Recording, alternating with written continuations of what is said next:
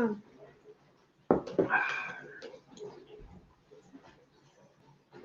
That was quick. Well, afternoon, folks. Oh, evening. Hello, hello. Come and say hello. Yeah, we're up. Okay.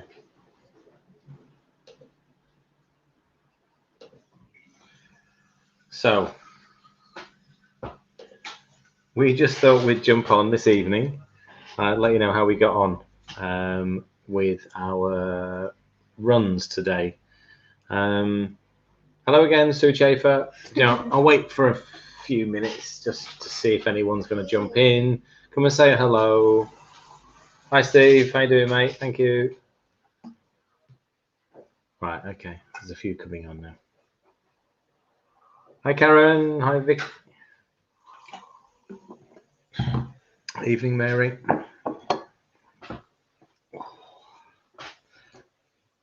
Hello, Gemma Parrott. Have you made it home? Yeah, they have. Have they made it home? Excellent. God.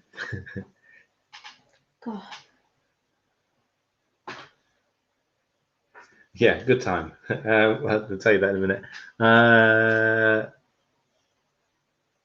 I'm actually feeling okay. So I wasn't able to complete the marathon. I pulled out at 17 miles. I've been having treatment on a disjointed hip. It's sort of, my right hip is raised at the moment, which means it's giving me some issues down through my glute. So I had some treatment during the week to see whether I could free it up a little bit, see whether I can sort of balance it out, because all the training runs that I've done in the last few months, they've all ended early because of this injury.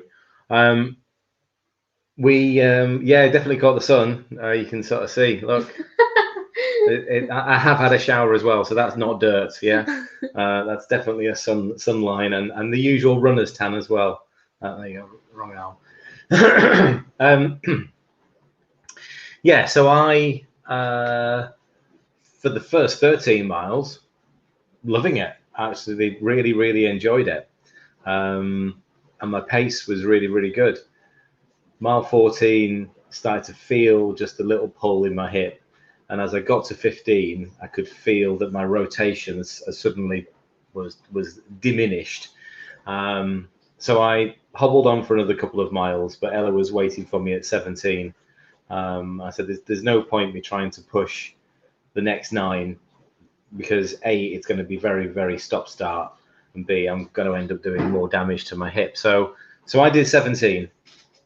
I have no problems with coming out early.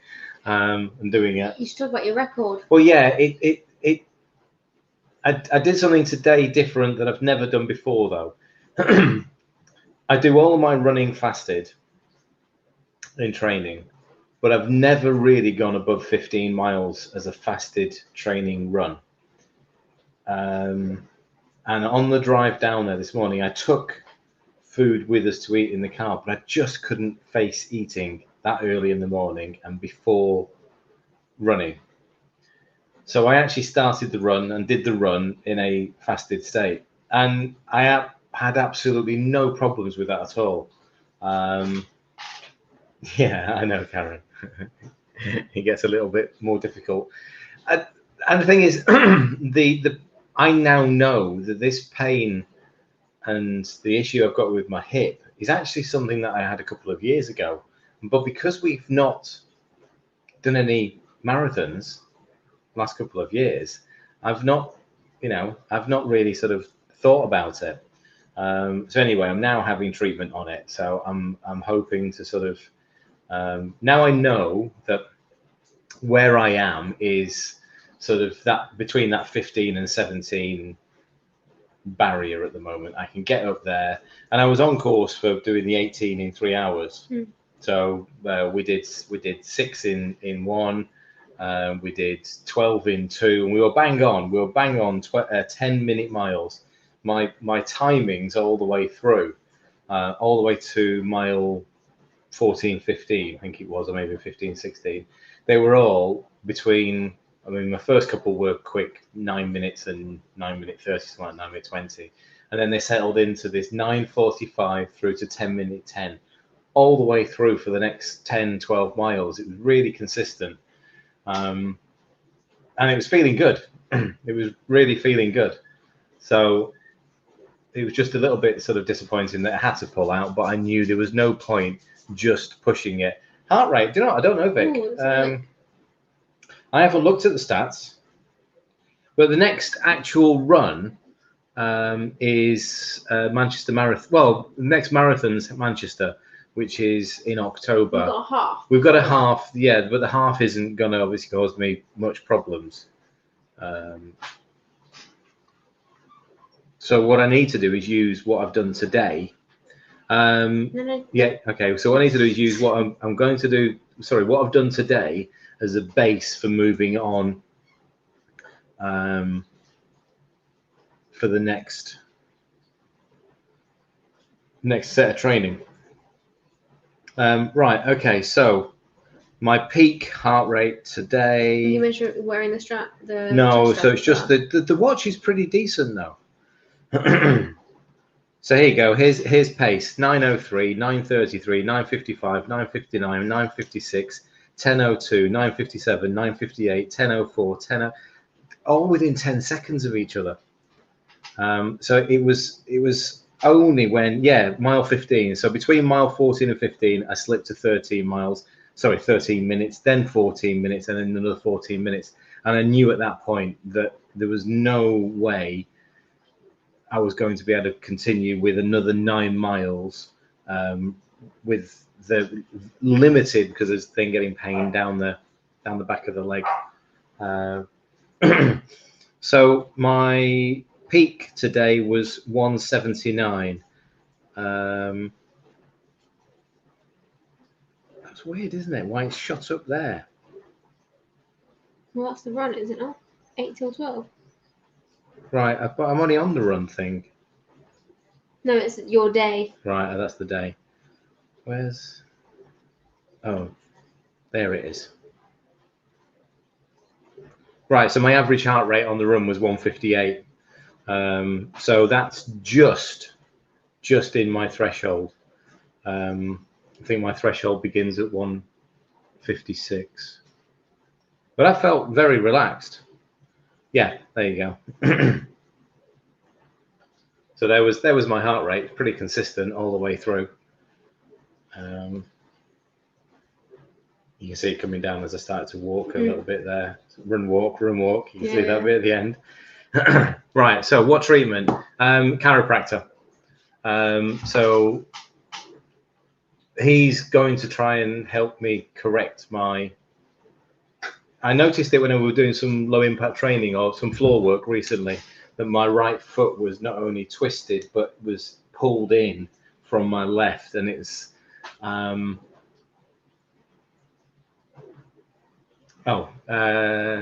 actually, we do know where the mileage comes from. I'm trying to cover the comments so you don't lose your train of thought. So yeah, the chiropractor is sort of literally just straighten me up because my hips are out of line. That's what's causing the rotational issues after a run. So I've got numerous more sessions booked in with him for the next few weeks, and we're doing some different training with our PT as well. So that's been good to get back to him. So the next 4 months, I sort of know what I need to be doing. That comes from the first London Olympics. The Queen wanted to finish in the stadium. So they added on the point. Yeah. So that comes from the first London Olympics, the first time that the actual measured out marathon was run. He would have done, but it was okay. No, the heat was fine. I mean, I know it's hot now. It's 25, 26 degrees here now. But to be fair, the run itself, yes, it was bright. It was warm, but there was a nice breeze coming across. And there's obviously this is Boston and the surrounding areas. It's just as flat as anything. So there was a nice breeze coming across the field. So heat was, yes, it would impact because, as we sort of said, the the training that we do generally is done in the winter. So it's 2-3 degrees, it's windy, it's rainy, and we all complain about going out in the wind and rain, but then actually you don't overheat and you can actually enjoy some of those runs. And yet we do all of our marathon running when it's like this. So it's a little bit cockeyed. But the heat was fine. And to be fair, I've run in much hotter than that and not a problem. So yeah, you know what? I was tempted to only do the half a couple of days ago. Any of the members know this. We were having a conversation about this, but I didn't want to just leave it at that. I wanted to see where I was. So by saying 17 or coming out at 17, I'm more than happy with it. Again, the biggest fasted run I've ever done. My pace was great for 15 of those 17 miles. So I have absolutely no problem with it at all. It's a great training run, and it was great to see. Obviously, there was quite a few of the members came down to sort of support. Obviously, hello, you got a squeaker? She's teasing Archie because she's got the squeaker. Yeah, because obviously Dan did a half marathon, so I went on the full course. He did the half course. So we had quite a bit of support from Gemma and Sue and Isabel and Karen and Rosie. So there was quite a few of us there. So it was quite nice to actually sort of get everybody together for a quick photo and a coffee at the end. However, let's also highlight Ellie. Let's also congratulate Ellie. Ellie did Edinburgh virtual half marathon yesterday. I didn't see what your time was, Ellie. I saw you'd done it, but I can't remember what time you did it in. So well done for that. Again, I know it was hot yesterday, and it is hard, especially as a virtual run where you've got zero support out on the road. That's always going to be hard. Some of ours was in the middle of the countryside and literally no one there. Mile 11 to 12, not a single person was on the side because it was just those country lanes. Well, there were barely any spectators. There's barely any spectators. Yeah, no, I know. But in the housing estates, there were people coming out of their houses. And then obviously with the farmhouses, there was lots of people there. 2:43. No, it's not rubbish at all, Ellie. It's brilliant. It's fantastic. I've seen your route, but I haven't seen the elevation. I don't know what you chose. Knowing you chose to run a mountain. But it's brilliant. It's a fabulous result. Again, you know, I've done 4 hours and 2 minutes on a marathon. So, you know, we've all done a bit quicker times. It doesn't really matter on the day. You're just sort of against the conditions in yourself. I think it still starts at, so the Manchester Marathon normally starts at Old Trafford and normally goes out of Manchester, but they rerouted it last year, and I'm pretty sure they've kept it because obviously it didn't happen last year. So it's going into the city centre to come back out again. So the first 2 or 3 miles we're heading in to then loop back out and take, I think, part of the original course. So Manchester, if you're going to come and join us, Vic, Manchester, it's in October sometime. I haven't got the date to mind, so I can't tell you exactly when. I'm not even sure if they've got still spaces still. Ella's just having a look. The nice thing is I'm already recovered. Yes, my hip's sore, my leg's sore, I've got shooting pain, but everything else I'm fully recovered. Eating dinner. Register your interests. Right, okay, so you can register your interest for Manchester Marathon. I'm pretty sure they were still taking bookings. So what day is it, sorry? Sunday the 10th. Yeah. Right. Pretty sure, because I registered an interest and got a space almost straight away. Well, they released on Monday the 12th of April.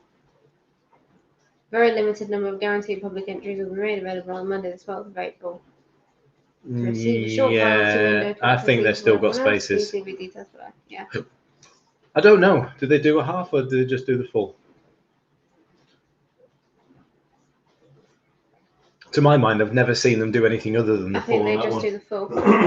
Because they do a festival of running at Manchester, but that's a different event. Just the full. Right, so it's just a full marathon. Vic, you can do the team event though. We are looking at team members. So the relay. Yeah, the relay. So you can do the relay course is 4 people. No, there is a half. They just don't show it on They just don't show it on the map. Okay, actually, there is a half, Vic. Go and have a look. However, if you want to do team event, 6 miles, we might put a Keto Fitness Club team together. Me and Dan are running the full marathon. And one of our new members as well. Yeah, there's a 4-leg relay. Not exact splits, but a similar in distance. Right, okay.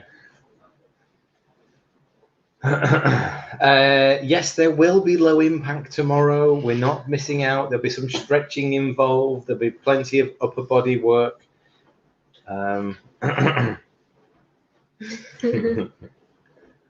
So let's talk about Dan. Yeah, so Dan did again. So he's done a half previously, hasn't he? A few years ago. I don't know. No idea. I thought this was his first. Was this his first half? I know he started. He did some running some years ago. Anyway, Dan certainly it's his first half marathon for quite a while. Anyway, so I didn't get to see him at the beginning because obviously the marathon crew. I think there were about 5 or 6 waves of marathon. We all got sent out first, and then Dan sent out afterwards. So he sort of set off about an hour after me. He got back before me. We'll send you the link, Vic. Yeah. It was his first half, right? Okay.